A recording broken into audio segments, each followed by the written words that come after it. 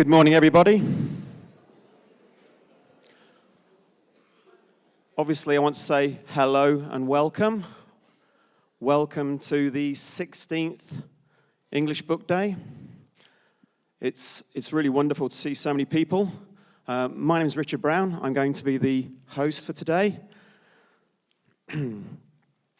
Now, before I get into the main part of it, I need to thank some people. And these are the people that made this happen today. And these are the teachers from last year, the people that came to the conference last year, because it was their feedback which led to our choice of speakers and our topics. So I have, it's 300 names, yeah? We're okay to wait, right?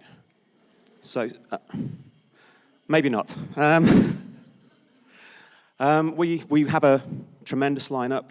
I'm truly proud. I think the whole of the English book is truly proud with the people we've gathered today.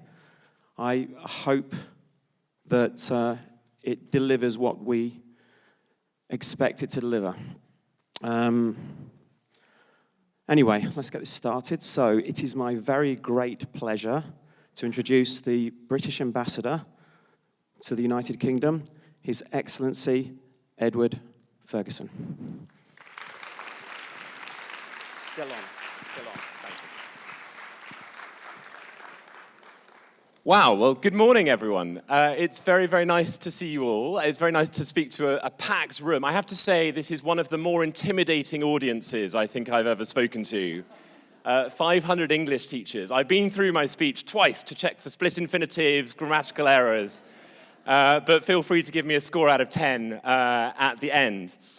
Can I just start by saying a big thank you to Richard, to the English Book, to all the organisers of this event. It is really great to bring people together in this way, and I'm really delighted to be here with you this morning. But let me talk a little bit about the English language and why I think what you all do is so very, very important. And let me start with a quotation. One child, one teacher, one book, one pen can change the world. Now that was said by Malala Yousafzai, one of my heroes. If you don't know about Malala, when she was 11, she started writing a diary about life in northern Pakistan under the Pakistani Taliban and advocating for the importance of girls' education. That diary was read all over the world. The Taliban didn't like it. When she was 14, she was shot in the head. And she was treated in Pakistan and then in the UK. And almost immediately after she came out of hospital, she launched the Malala Fund to help girls around the world receive an education. And in 2014, she became the youngest ever recipient of the Nobel Peace Prize. Now, Malala understands all too well the importance of what you do as teachers of the English language. As someone said, teaching is the profession that teaches all the other professions. And I would add that English is the language that can unlock the whole world for young people. So as teachers of the English language, you are doubly charmed. Learning English is not just about acquiring a language, of course. It's about gaining access to a global community and opening out global horizons. It's about positioning for success in an interconnected world. And that's not just because English is the most spoken language in the world, after Mandarin, if you count non-native speakers, or even above Mandarin, if you account for non-native speakers. It's the official language of 67 countries in the world. But it's also the language of instruction in so many universities and educational institutions worldwide, where learning English can give you access to a wealth of academic resources, research, and global literature. It's the primary language of the global entertainment industry, where, of course, English can open up films, music, TV, drama, without having to rely on translation. It's the language of international business and diplomacy, where you can equip your students with the skills to be successful in negotiations, in business, and as Danny was just saying, in peacemaking for the future. And my goodness, the world needs that right now. And it is the dominant language of the internet and science and research and technology, with over 80% of information stored online in English language. So, and actually talking about the internet, I'm conscious that one of your speakers is going to be talking about the use of AI in teaching a little bit later. I asked ChatGPT for a few interesting facts about the English language, and I thought these were interesting, so I'm going to share them with you. Okay, so I've got 4 facts for you. The first is that around 4,000 new words are added to the English language every year. So there'll be another word by the coffee break. And so, English is very much a living language.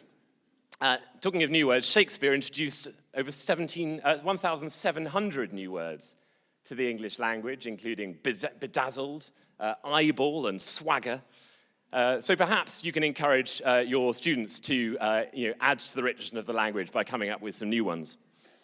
For the poets amongst you, did you know, and I didn't, that the words month, orange, silver, and purple rhyme with nothing else? So avoid those. I had to think about that one, but it does seem to be true. And finally, unlike the wonderful Serbian alphabet, you will all know from bitter experience how cruel English spelling really is. But I didn't know that there are 7 different ways to spell the sound E. Did you know that? You can hear them all in the sentence, he believed Caesar could see people seizing the seas. So there you go.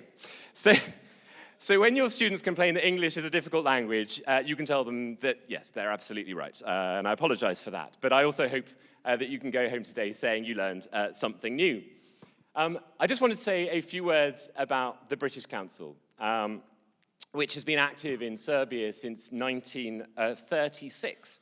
So that's 87 years of building educational and cultural links with Serbia. And actually, Serbia was one of the first 6 offices ever opened by the British Council. The purpose of the British Council is to support peace and prosperity by building connections, by building understanding and trust between people in the UK around the world. And one of the most important ways it does that is by promoting the English language. And I just wanted to mention that the British Council, if you haven't discovered it, has developed a whole range of free online resources for learners and for their parents and for teachers that bring together lots of great quality materials that you can use in your classroom. So if you haven't had a look online, please do. Central to their offer here in Serbia is something called the Online Teacher Community, which is an online platform that provides a digital safe space where teachers can participate in professional development programs led by trained facilitators. They can access resources and training materials, and they can network with each other, as you will be doing today, to exchange knowledge and ideas. So as I say, if you haven't already, do check out the British Council's excellent website.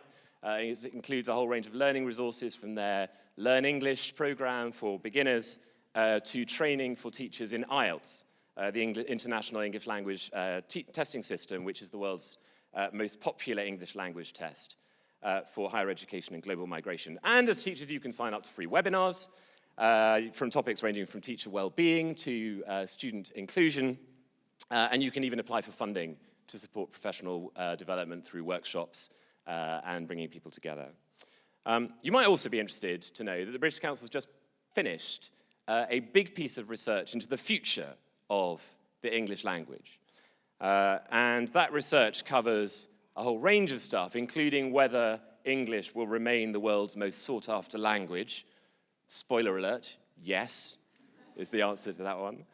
But it also explores how teachers will remain relevant in the future, in future language systems, how language assessment might need to change to keep up with new demands from the global economy, and what might be the impact of new technologies like AI. And you'll be pleased to know, for this audience, that the research concludes that AI is not yet ready to replace you. I think that's a relief to all of us. But it does at least recommend that AI can be a really helpful tool in enhancing learning, and you'll hear a bit more about that later today. Overall, though, it is no surprise to me that perhaps more than ever, in the wake of a global pandemic and in an increasingly polarized world, with misinformation and disinformation everywhere you look, the English language teachers have a critical role to play in our modern world in creating a safe and inclusive learning environment where children can get a quality education safe from the messy world outside. And you know, it's when the going gets tough that you know what really matters. I'm very proud to say that the British Council has trained 2,000 Ukrainian teachers of English since Putin's disastrous invasion of Ukraine, to give them the skills that they need to cope with teaching children who are, whose lives are being shaped by conflict. And one of those teachers said, "When I'm a refugee trying to take care of my children, and my husband is in the army, when life is that difficult, just to keep on teaching is an act of resistance." So I want to finish by saying that you, ladies and gentlemen, for me are the role models.